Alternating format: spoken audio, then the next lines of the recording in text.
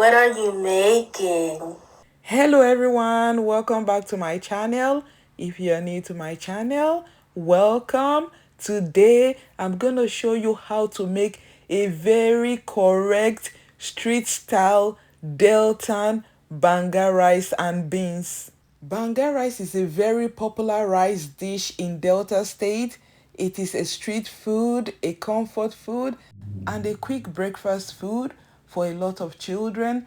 That's why you see a lot of Deltans love it because they grew up eating Banga rice every morning. To make this delicious Banga rice, I'm gonna be using smoked ham hocks, also known as pork hocks. It is smoked and cured.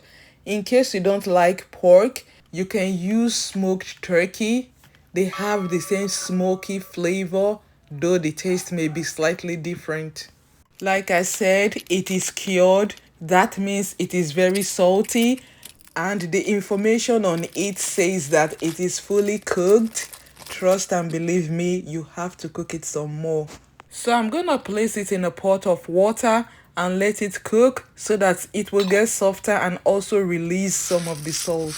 I'm also gonna be cooking 3 cups of black-eyed peas simultaneously because they cook about the same time.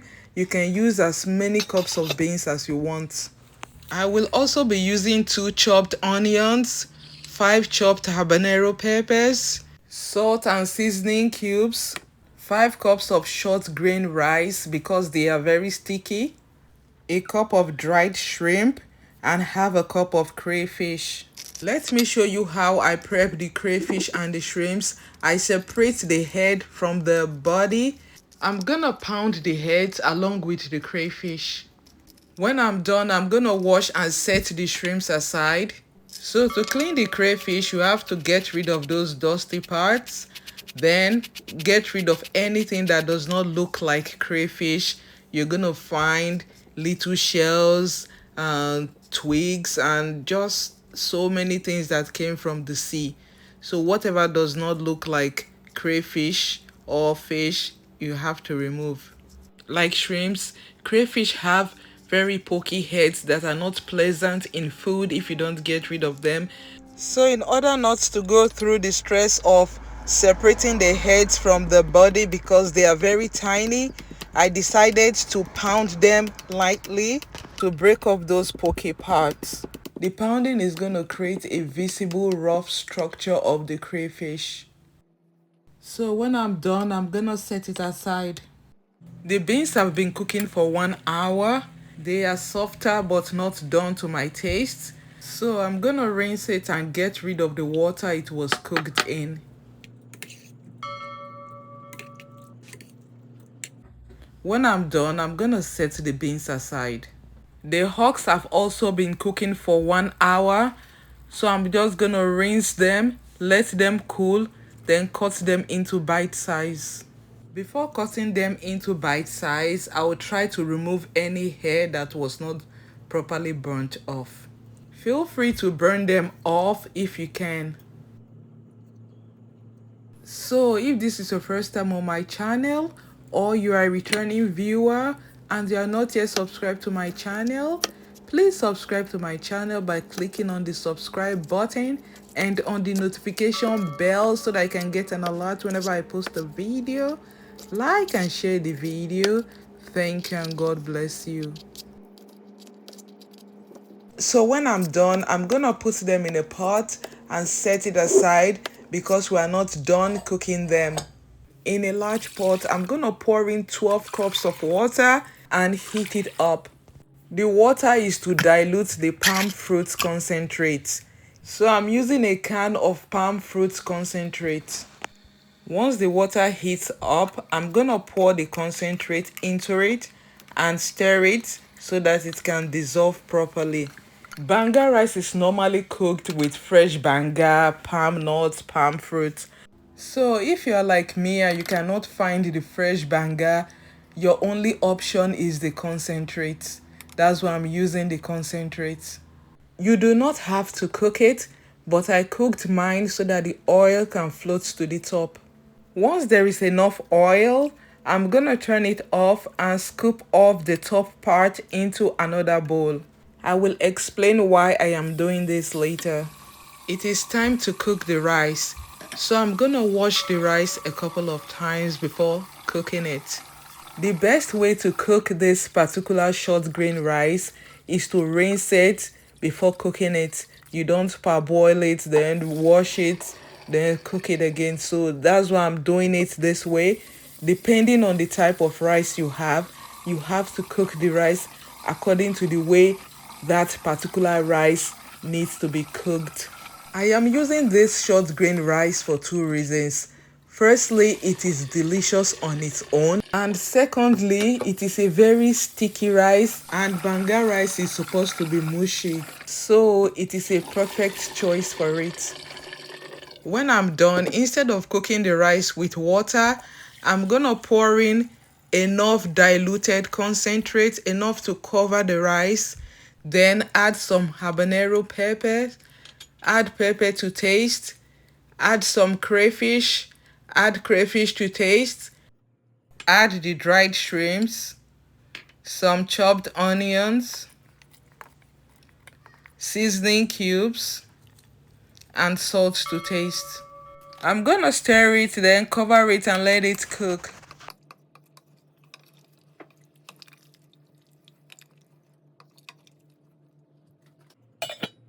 So we're gonna cook the beans just the way we're cooking the rice. So we're gonna use the banga extract, add some pepper to taste, some onion.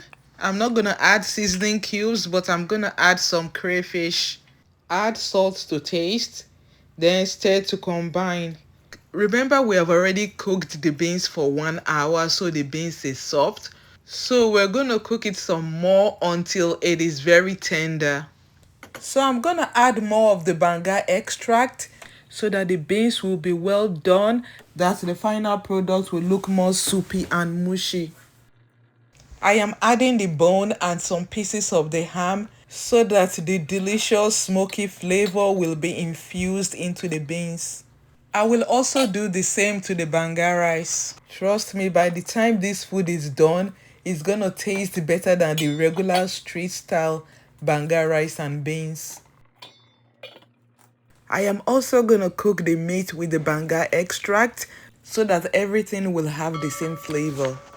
I'm gonna add some onion and pepper. There is no need to add salt. I already told you it is very salty. Though the salt has reduced, but you can still taste it. Check on the rice. Once the liquid has reduced, you can stir it, then add more of the extract. This is how the rice becomes mushy, by stirring it and overcooking it. Carefully decant the remaining extract so that you don't get sand in your rice. Remember the oily part that I scooped off? That is what I'm gonna be using. You're gonna notice a change in the color. It is gonna be more oily and beautiful. So I'm gonna be adding it gradually. I will let it cook down, then add some more in order to maintain that beautiful vibrant color. Let me use this time to send out a very special shout out to all those that have subscribed. You guys are the best. I love you. Thank you and God bless you.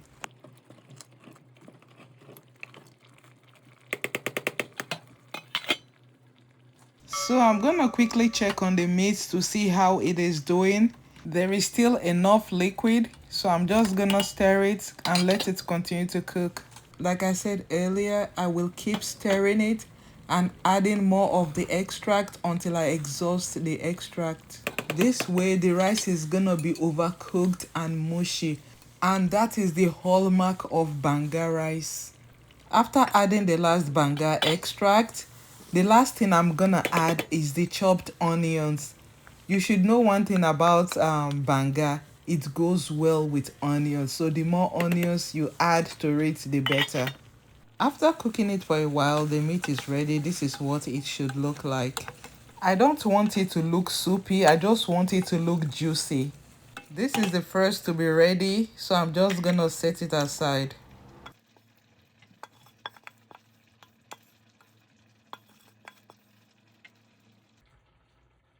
So the beans have been cooking for a while now. I didn't touch it. I did not bother it because I want it to cook down before stirring it. If you stir it on time, the beans is gonna be too soupy. So I just let it cook down to an extent before stirring it. At this point, the beans is ready. This is what I desire. This is a perfect banga beans. So final check on the rice. It is ready. This is what it looks like. Mushy and extremely delicious. I know a lot of people have seen banga rice that looks more like porridge. If you want yours to look like that, you have to add more liquid. So this is how you cook banga rice and beans. I even added the meat. Though I did not add the frying of the fish, I have a video for that. If you're interested, I'm going to leave the link in the description box. You can check it out later. Banga rice is not complete if not eaten from cellophane bags. That is how they eat street style banga rice. I don't have cellophane bags. That's why I'm using Ziploc bags for demonstration.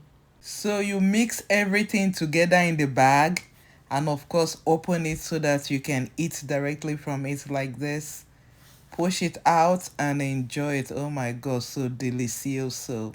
I don't know about other states in Nigeria, but it is a common thing to eat, especially rice and some other things from the bag.